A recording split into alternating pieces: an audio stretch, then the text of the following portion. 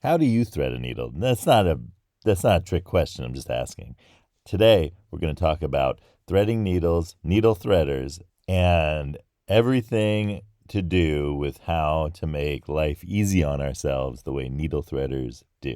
So stick around for today's episode of Life's Potluck Buffet. I'm John Paulus. Thanks for joining me. There are only so many ways to thread a needle, but if you want to see them, they're on YouTube Shorts, that's for sure.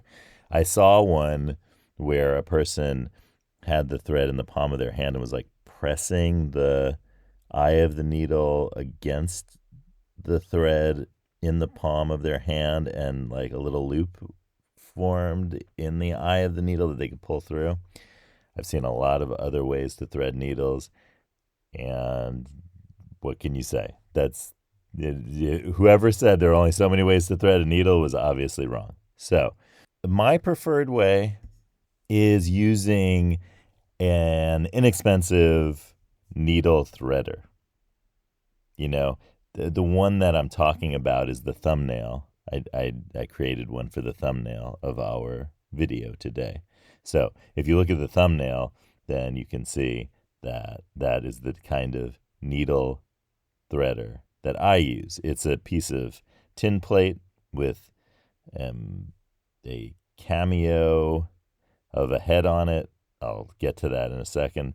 And it has a wire that crosses over and forms a kind of diamond shaped space that you put the thread through, and then you put the, well, no, wait. First you put the needle, the eye of the needle, you thread the needle threader wire through the eye of the needle. So now you have this big diamond shaped space where you can put your thread. You just put the thread in that space, pull it through the needle, and voila, you have a threaded needle. That is, for me, the easiest way. I feel like the traditional way of kind of sharpening the needle by, wetting it a little bit in your mouth and like sharpening the end, and then kind of like trying to align it with the eye of the needle. That's hard, though not impossible. And recently, I've been doing that more often when I'm using needle and thread, because the last cheap needle threader that I have is missing its wire, and I can't. It's somewhere in a sea of buttons in Notions kit, and I can't find it. It's a big sea of buttons. It's the Caspian Sea of buttons. What is that the name of? The Caspian Sea of buttons.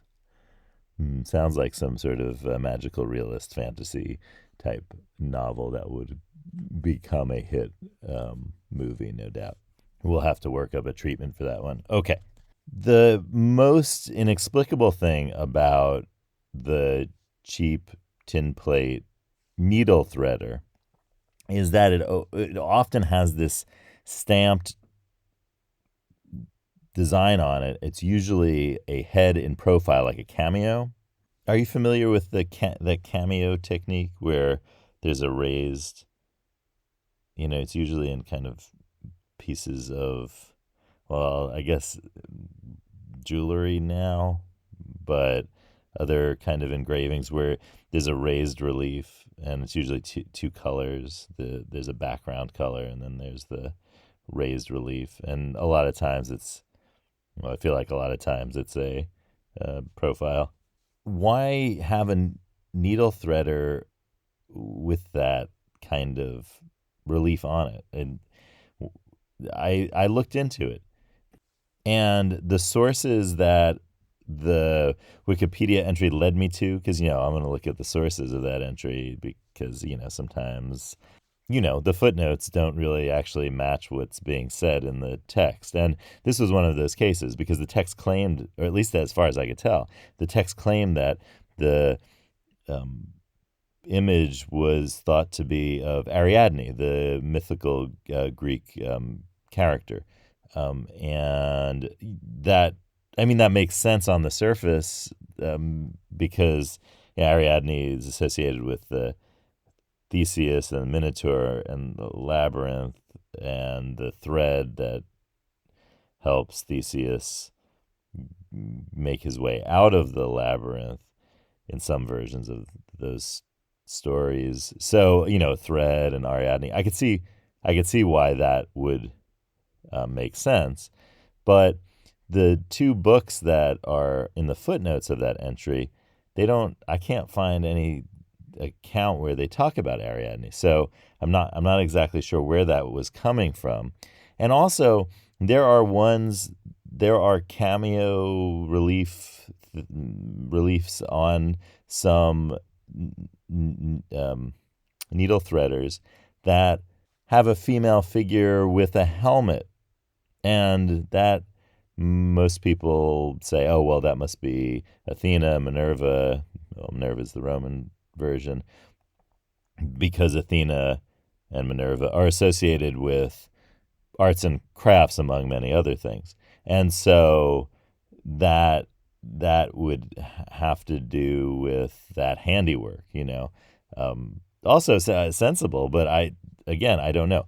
To me, the ones without the helmet outnumber the ones with a helmet, and there are also a set of, I got to do a Venn diagram for this, heads that have a laurel crown of some sort on it. I think it's supposed to be a crown of laurel leaves, which again does not help our situation here.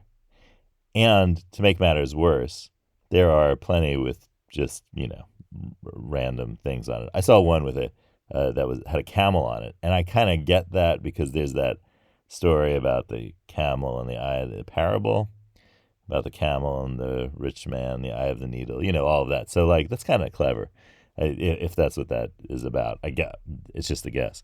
But the ones that do not have a helmet or a crown on them and are human heads, I am going to say that for me, from now on, those are going to represent Elena Popescu, who apparently invented a needle threader at the turn of the 20th century.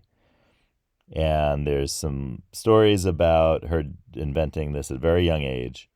And I don't know if they're legendary or not, but nonetheless, there is a interesting end to that story where Elena Popescu, as a teenager, invents a needle threader. And what happens is that she kind of doesn't do anything with it. It catches on. She goes to school and goes away and forgets about it. And then she returns. Oh, she's Romanian, by the way. If you didn't, I didn't pronounce Elena Popescu very well, but you get the point. She's in Bucharest and sees her invention for sale, saying that it was invented in the U.S. or whatever, or made in the USA, or imported from the USA. So I don't know what that story means, other than sounds like Elena Popescu got a raw deal. And the reason that the story, I looked up a lot of patents in the 19th century for needle threaders, and there are plenty of designs. I didn't see any. I didn't look enough to find one with a head of a perhaps woman or goddess or human of some sort on it. But I have a feeling that that's probably a 19th century invention. And there are a lot of patents for needle threaders, lots in the 1840s and 60s, and just people just loved patenting needle threader designs. I guess it was important then. But nonetheless, I am still going to say that is Elena Popescu, and a reminder of Elena Popescu's ingenuity forever. And in honor of that, I'm going to draw a card from the Life's Potluck Buffet card deck and see what it tells us. I'll do 3 casual shuffles, and I'm going to do a quick grand shuffle. And then I will see which one is sticking out. And it's this one right here. All right, here we go. This is all about making life easy for us and about the ingenuity that people have, especially Elena Popescu. Oh, it's consider one strength you have, card 50. Well, that's rather fitting given our discussion of ingenuity and Elena Popescu. So think of that strength that you have. Give yourself a secret title that reflects that strength, like ingenieur, ingenious. And once you have thought of that name and that title for yourself, lead with that, because leading with your key strength is going to make everything a lot easier.